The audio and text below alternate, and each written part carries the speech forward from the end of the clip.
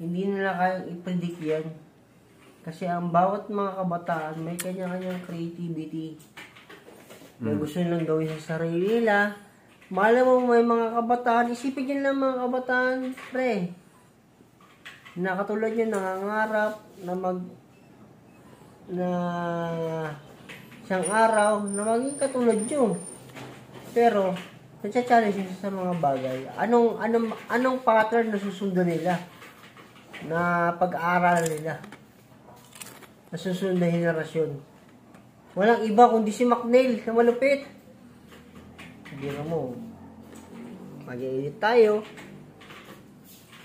Pagka-edit natin, makikita nila yung busin natin.